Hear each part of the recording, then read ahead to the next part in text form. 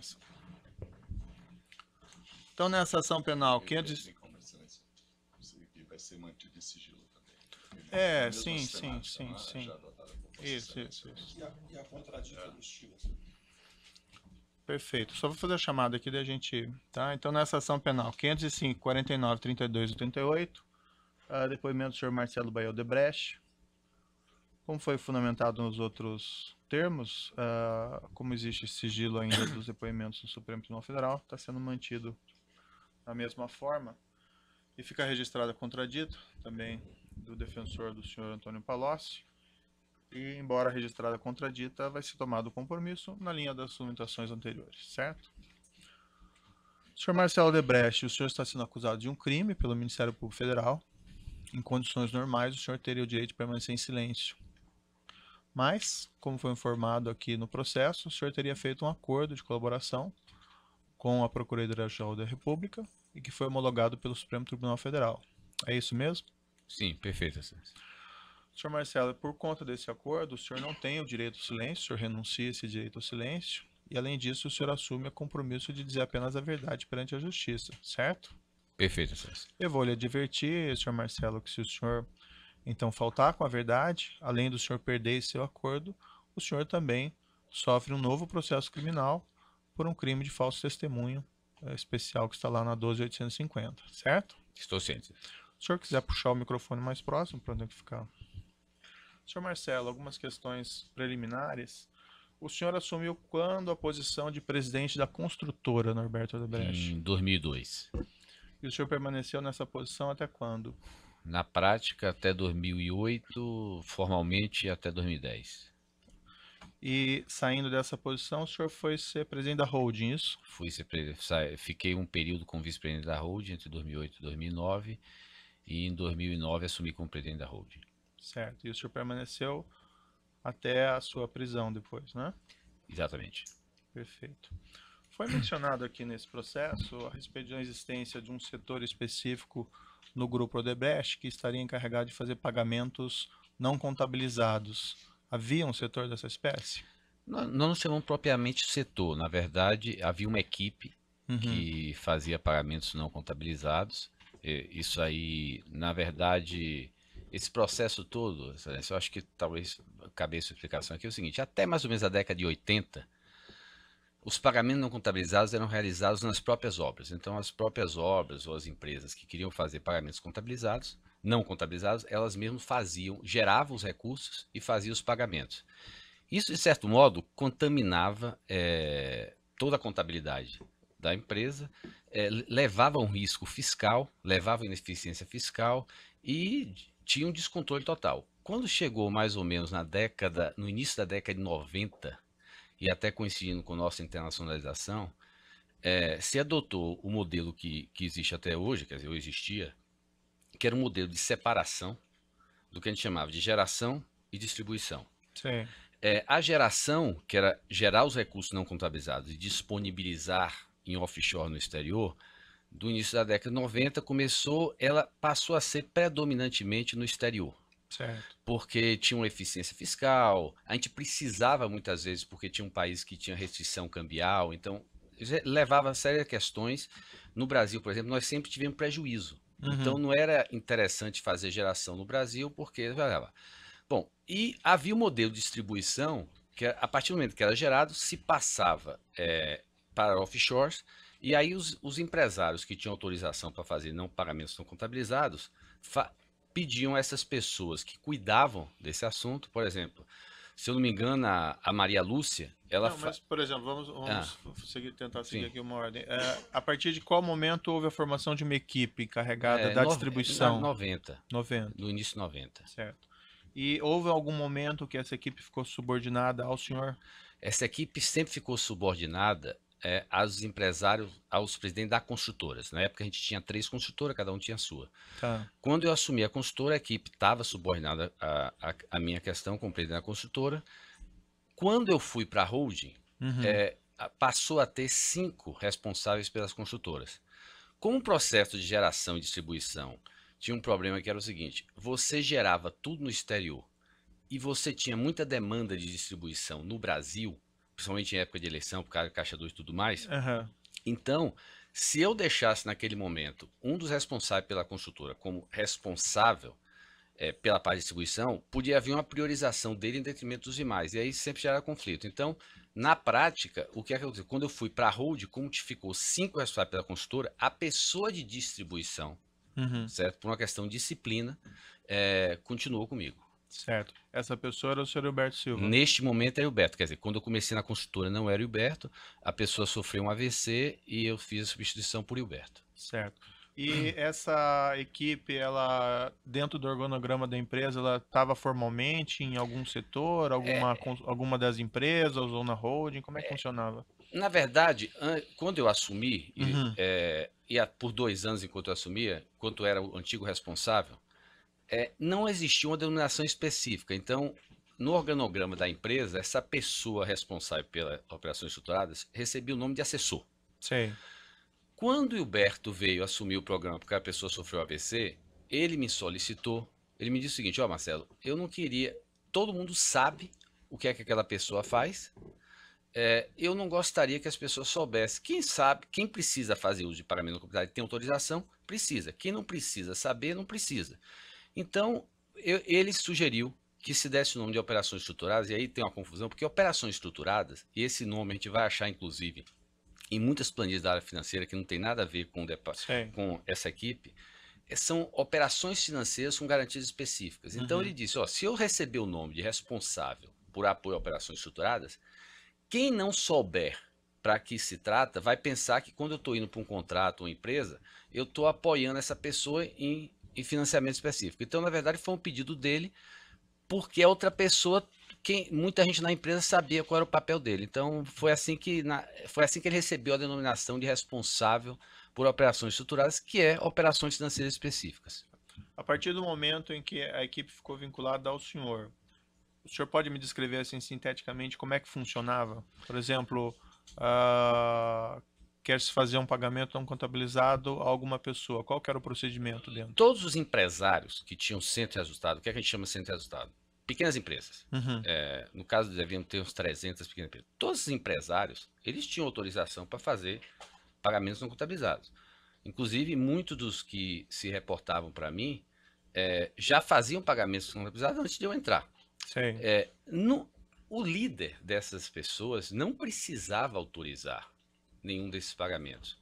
E eu não sei, quer dizer, se algum líder mudou esse procedimento, eu desconheço, mas nem os outros líderes que eu conheço, precisava autorizar quando o empresário, que era responsável por um centro de resultado, fazia uma solicitação de pagamento não contabilizado, ele tinha autorização para fazer isso. A exceção se dava, e aí talvez haja uma confusão, a exceção se dava quando aquele empresário responsável por um centro de resultado, ele não tinha no caixa oficial os recursos. Sim. Por quê? Ao ele fazer pagamento não contabilizado, esse pagamento depois ia ser alocado gerencialmente à empresa ou ao projeto dele. Sim. Se ele não tinha recurso no caixa oficial, ele não poderia fazer pagamento não contabilizado. Esse procedimento então, ele não tinha autorização para fazer pagamento não contabilizado se ele não tivesse recurso no caixa oficial. Até 2006, essa autorização era meio difusa e muitas vezes os empresários se aproveitavam disso, faziam os pagamentos não autorizados e a contabilidade só ia depois descobrir, na hora de alocação, que não tinha recurso. Aí foi basicamente a única mudança que eu fiz. Eu coloquei uma pessoa para que ao se fazer o pedido de pagamentos não contabilizados, o empresário entrava diretamente em contato com a equipe de distribuição para fazer o pagamento. Só que essa equipe tinha que receber um ok dessa pessoa, que era a gente chamava o Bira, que não estava ligado a mim, mas essa pessoa tinha que fazer o cheque. Se na hora que ela checasse não existisse saldo na conta oficial da pessoa, a pessoa só poderia aprovar esse pagamento não contabilizado se tivesse uma aprovação minha. Eu me recordo que isso deve ter ocorrido umas 2 ou 3 vezes, com referente, e basicamente na área de infraestrutura, que tinha uns problemas de contratos que eram negativos. Fora isso, eu não me lembro de ter aprovado, fora aqueles que eu solicitei diretamente. Quer dizer, Eu Sim. pessoalmente solicitei, estão inclusive na minha colaboração, mas fora aqueles que eu solicitei diretamente, eu nem tive ciência, nem autorizei nenhum pagamento dos meus diretos, fora 2 ou 3 que eu autorizei o uso de recursos não contabilizados, mesmo quando não tinha recurso em caixa. O que o senhor quer dizer por cento de resultado? Por exemplo, era uma empresa do grupo ou ainda dentro da empresa seria algum setor É específico? que a maneira que a gente faz, centro de custo é quando você não tem uma receita. Todo lugar que você tem uma receita e custo é centro de resultado. Então, basicamente empresa, a gente chamava pequenas empresas. Então, muitas vezes, por exemplo, se alguém quer fazer um pagamento computabilizado, ele tinha que achar um centro de resultado com caixa positivo para fazer isso. Ou pedir uma autorização para abrir um programa, para abrir um centro de resultado novo, ou para usar o negócio quando era negativo. E como é que funcionava dentro do sistema essa compensação? Porque a geração de recursos, o senhor disse que era lá fora, né? E aqui o pagamento era feito em relação a um projeto aqui no Brasil. Como é que fazia então essa compensação? A gente chamava, era de modo gerencial, não entrava na contabilidade oficial.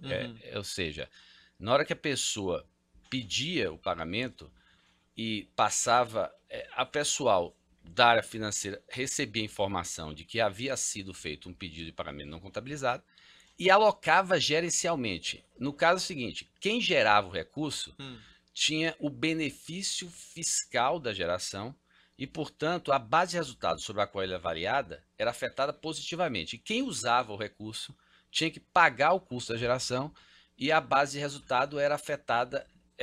Então, os resultados gerenciais, basicamente todos aqueles resultados que circulavam dentro da organização já continham naqueles números a alocação gerencial dos pagamentos não contabilizados.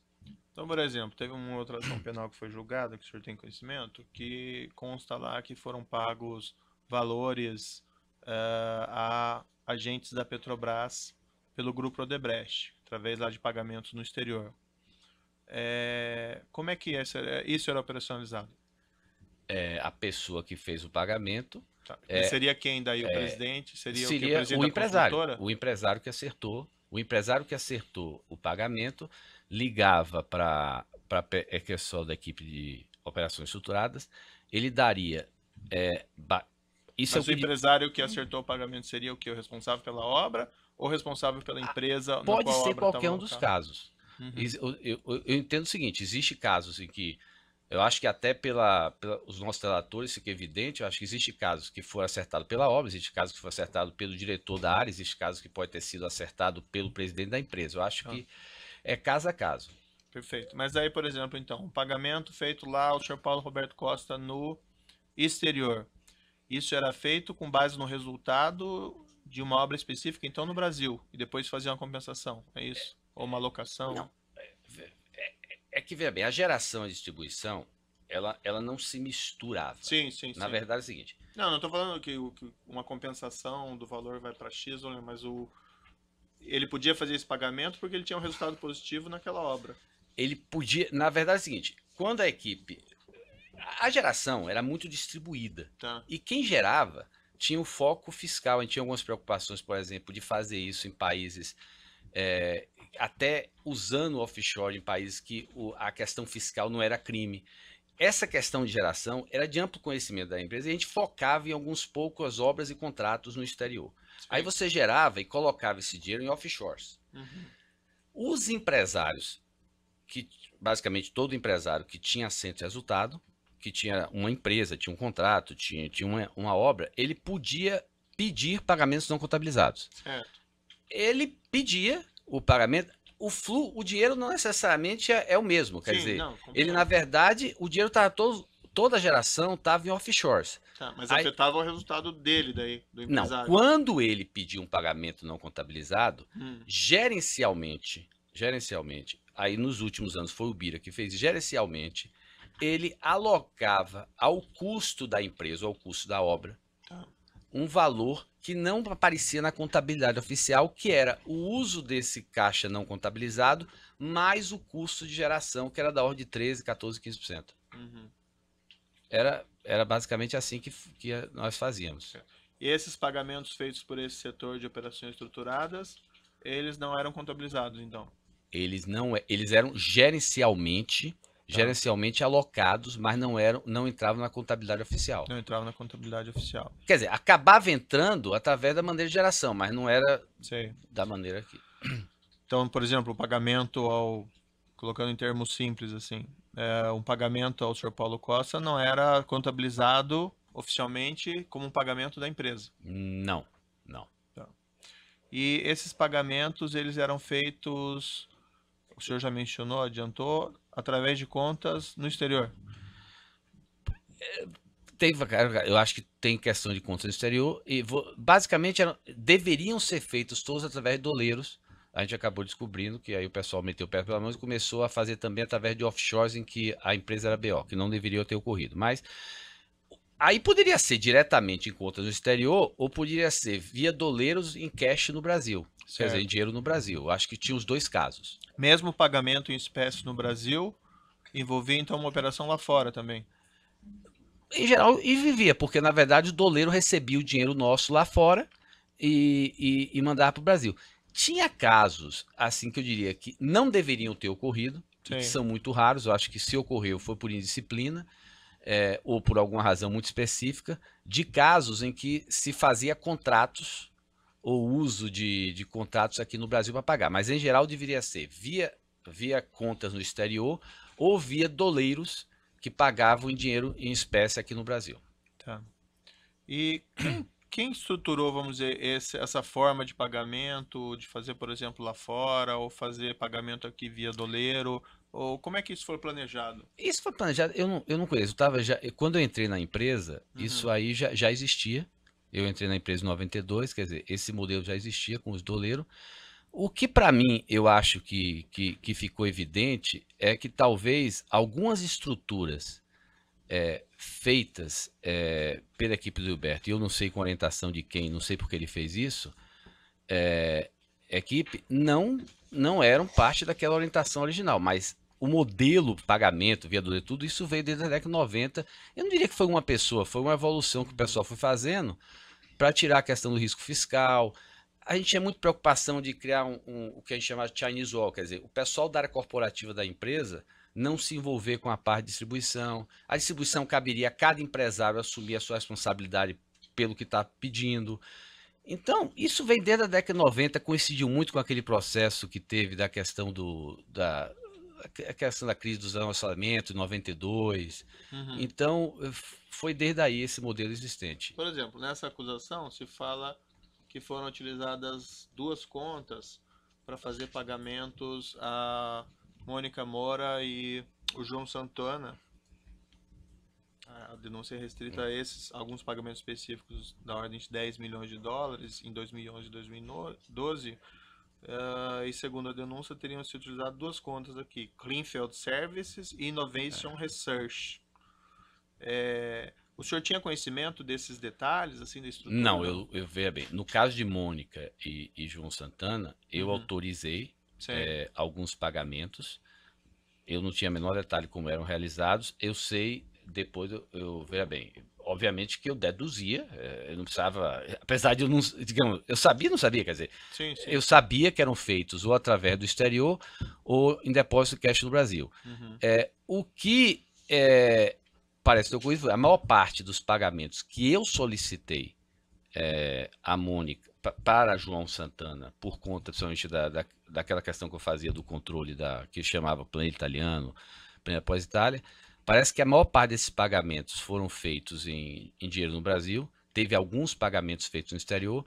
Agora, teve vários pagamentos no exterior que não tem relação comigo nem com o processo aqui do Brasil, que o João Santana prestou serviços de campanha para alguns candidatos no exterior, em países que nós atuávamos. Sim. E de algum modo ele, ou seja, ouvia o cliente dele, ouvia o nosso pessoal, se alinhou de também o mesmo modelo que a gente fazia aqui no Brasil, de doar através de João Santana. Eles também acertaram isso. Quer dizer, não, mas depois nós vemos esses detalhes. Mas enfim, o senhor não tinha então um conhecimento específico. O senhor ordenou, por exemplo, pagamento para João Santana. O senhor não sabe exatamente como foi feito. Não, eu não sei como foi feito. Eu sei que foi feito de linhas gerais, o senhor sabe, mas o senhor não sabe os detalhamentos. Fora um ou outro pagamento que pode ter ocorrido, assim, até por necessidade do PT, de você doar via o PT e ele buscar na boca do caixa, eu diria que quase a totalidade dos pagamentos que eu autorizei para João Santana foram via Caixa 2. Tá. Ou seja, foram via pagamentos não contabilizados. Para fazer pagamentos nesse setor específico, eram utilizados codinomes? Eram. Tinha alguns que eram codinomes. E esses codinomes, como é que eles surgiam? Alguém criava isso? Ou como é que era? Eu acho que isso de maneira natural. Eu li a lista dos codinomes da empresa. Eu pessoalmente conhecia 10 dos codinomes, tá? E alguns deles eu conheci depois de eu já ter. Por exemplo, o italiano. O italiano já existia antes de eu chegar. O italiano, quando falado dentro de casa, ou pelo menos sempre que eu falei italiano, eu estava me referindo a Palocci. Já existia, nem sei quem criou esse apelido, quer dizer, até porque a relação com o Palocci precedia a mim. Eu acho até que vai ter 1 ou 2 e-mails, que eu acho que está no processo, que, se eu não me engano, que Júnior, da área de infraestrutura, Benedito Júnior, menciona um contato com um italiano de uma empresa italiana. Mas isso aí é o seguinte, fora essa questão específica de um outro e-mail que está no contexto onde italiano é um italiano mesmo, codinome italiano eu só usava para referir a Palocci. Quando que o senhor começou o relacionamento com o senhor Antônio Palocci no que diz respeito a esses pagamentos não contabilizados? Aproximadamente. Não, eu tenho a data, eu sei exatamente o que gerou isso, que foi as eleições municipais de 2018. 2008. As eleições municipais de 2008. O Palocci me procurou, queria que a gente fizesse um apoio a algumas campanhas de 2008 municipais. Eu disse a ele claramente, olha, que minha atribuição era cuidar da campanha presidencial, eu não me envolvi em campanha municipal, até porque eu tinha empresários que cuidavam disso, eu não podia interferir em como os meus empresários faziam essa ou aquela contribuição para que campanha. Mas ele tinha uma demanda de alguns que ele queria resolver, e aí o que eu combinei com ele nessa época foi o seguinte, ó, Palocci, então vamos fazer o seguinte, eu vou fechar com você um valor para a campanha eleitoral de 2010, presidencial, certo? E o que eu acertar, e se você quiser gastar antes, aí você gasta como você quiser, mas se você quiser gastar antes, eu vou descontar dessa campanha. Então, eu não espere que chegue lá, eu vou doar mais. E aí foi que nasceu, quer dizer, e na campanha municipal de 2018, acho que foi o primeiro item que tem na planilha, 2008, foi a questão desses 18 milhões que foram para algumas candidaturas que o João Santana estava atuando.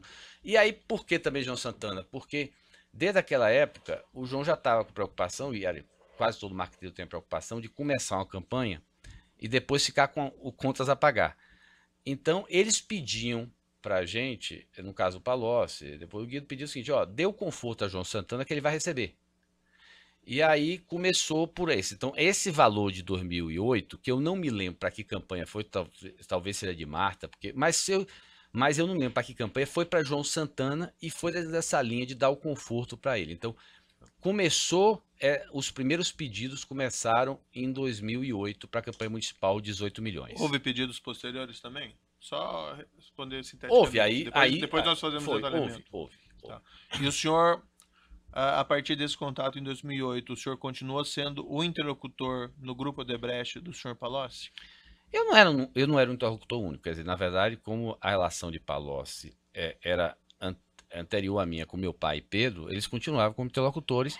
O Palocci era meu interlocutor principal nesse assunto, mas durante esse período, principalmente, ele continuou se interagindo com outras pessoas da empresa. Eu acho que basicamente meu pai, Pedro Novis e Alexandrino. Tá. Eu acho que eram as 3 pessoas que ele interagia. Vamos dar uma olhadinha naquela planilha, eu estou vendo que o senhor tem a cópia aqui. Quem criou essa planilha foi o senhor? Essa planilha foi, na verdade, foi um controle que eu pedi para Hilberto fazer e ele fazia. A razão que, inclusive, eu pedi para Hilberto, isso não tem nada a ver com o programa dele de operações estudadas. As razões que eu pedi para ele fazer isso foi porque Hilberto, naquela época, quando ele ficou em 2008, ele era a única pessoa da organização que tinha uma relação pessoal com Mônica e João. Eu não conhecia, ninguém conhecia. Então, eu soube que ele tinha essa relação, aí eu pedi para ele começar eu sabia que a maior parte das demandas ia ser para atender João Santana, então eu pedi para ele fazer esse tipo de controle para mim, e também porque ele me facilitava a questão, inclusive, dos encontros de contas. Sim. Porque muitas vezes as empresas que iam fazer os pagamentos não eram as empresas que estavam comprometidas comigo em contribuir para essa tal conta corrente. E aí esse encontro de contas muitas vezes precisava fazer por caixa 2. Então, por essas razões é que eu pedi para Hilberto começar a fazer esse controle para mim. Por que o título é Programa Especial Italiano? Eu não sei porque ele botou especial, não me lembro, mas italiano porque era o Palocci, era o programa que eu tinha com Palocci, era uma relação que eu tinha com Palocci. Essa planilha ela retrata, então, pagamentos que o senhor combinou com o senhor Palocci? Sim, pagamentos que foram autorizados ou solicitados por ele.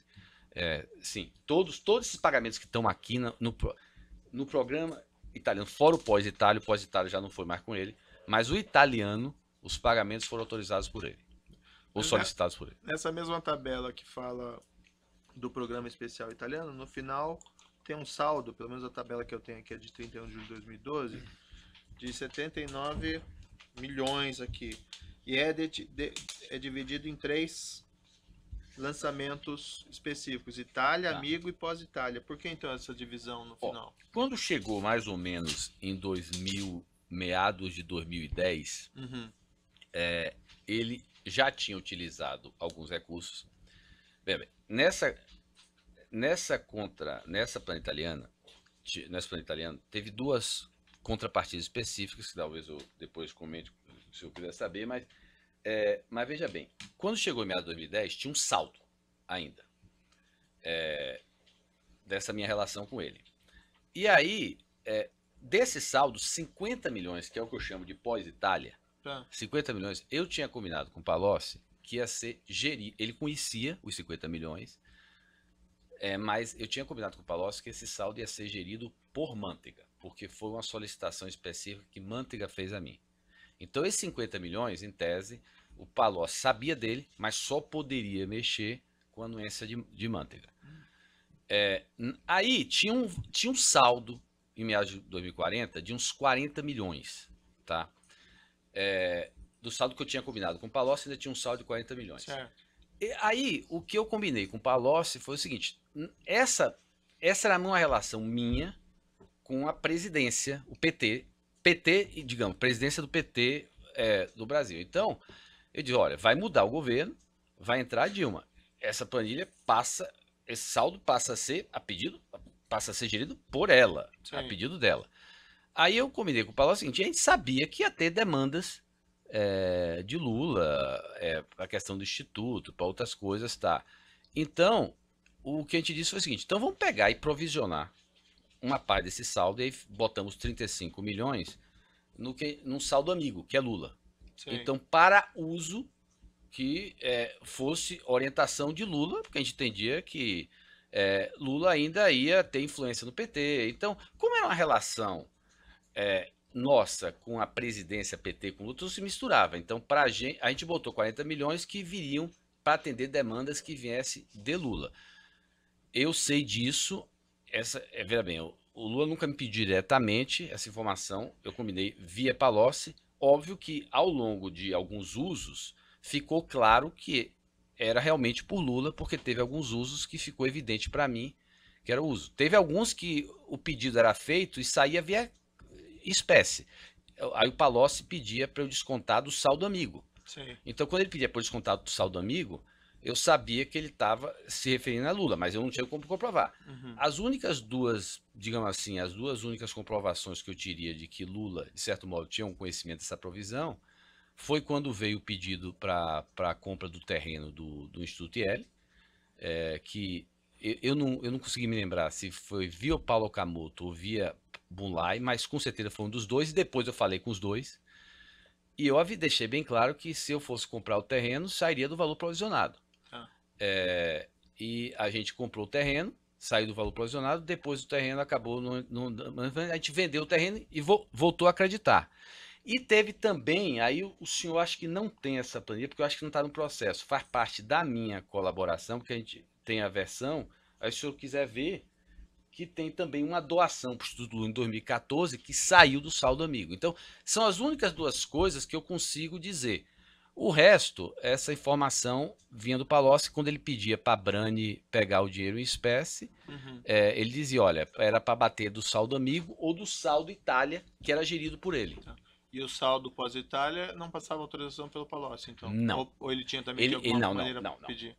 Esse saldo da plana italiana do pós-Itália, o Palocci sabia, nunca, ele não usou, era gerido por Guido. Aí esse saldo de 50 acabou se incorporando a uma planilha que eu passei a acompanhar depois com Guido, que era a planilha pós-Itália, que foi a partir de 2011 que eu comecei, mas aí isso era com Guido.